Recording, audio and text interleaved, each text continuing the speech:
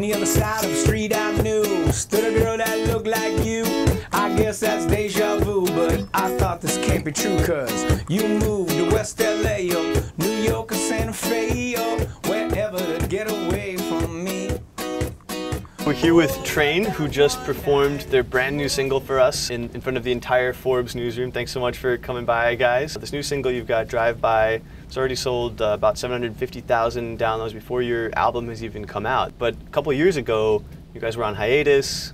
Looked like maybe you wouldn't even, have a future as a band. How do you go from that period, to where you are now, and kind of the story of the resurrection of Train?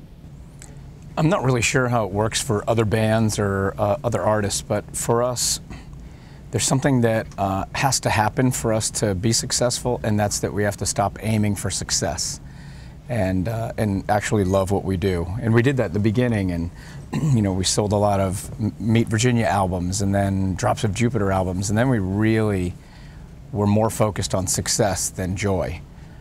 And that may work for other people, but it didn't work for us at all.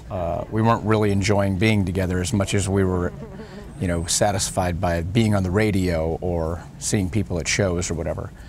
But we got less radio and less people at shows because, if we don't like it, how do other people like it? And we really had to refocus all of that, and we did. It's not here. Sorry, man. Woo! Hey! Hey! And so I think that the catalyst, for that resurrection in a lot of ways was Hey Soul Sister. Tell me a little bit about sort of the creative process and how you guys came up with that to begin with.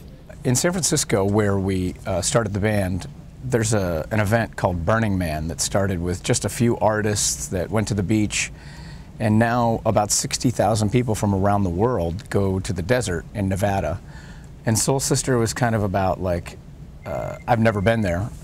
I hear it's very inappropriate.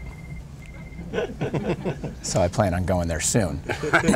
But my imagination was like, wow, the Burning Man has become so massive, and they build this huge, art piece, and then they burn it as a sign of like starting over and restarting a new year and cleansing and everything. And I thought, what a beautiful thing to dance around this fire if everybody, all these soul sisters from around the world, were just enjoying life, and so that was the vision of it. Between that song and Drops of Jupiter, which is probably your other biggest hit in 2001, it's a span of 8 or 9 years, and the music industry changed pretty drastically in between. I mean, for Drops of Jupiter, it was more CD-based, selling the whole album. With Hey Soul Sister, it was perhaps more of a singles-based, digital download kind of thing. How did you guys adjust in the meantime as a band, having made your entrance kind of in a different era? We have to adjust what we're doing.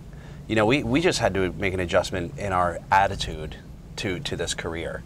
But it really doesn't affect us as far as how we write and what we do. The good thing is our live show has always been really important to us, and that's kind of where the buck stops. Almost like the radio stations and program directors and record companies used to force feed the public, like, you're going to like this, we're going to put a lot of money behind this. But now it's like the public, we get to hear their opinions because of the iTunes downloads, and you can see what people want to hear, and like small bands are blowing up, and just like YouTube artists are blowing up. So it's like the public can decide now, and that's the way it should be. People will go on there and just download a single, or scroll through the record and download 2 or 3 of their favorite songs.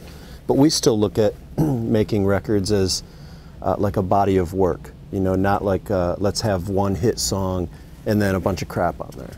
Like, we still look at, we come from the album era, and we still like to sit down and put a record on and listen to it from front to finish.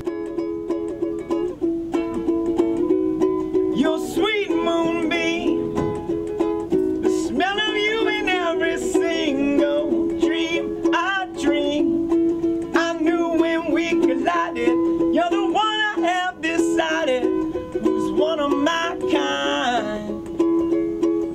I need the support.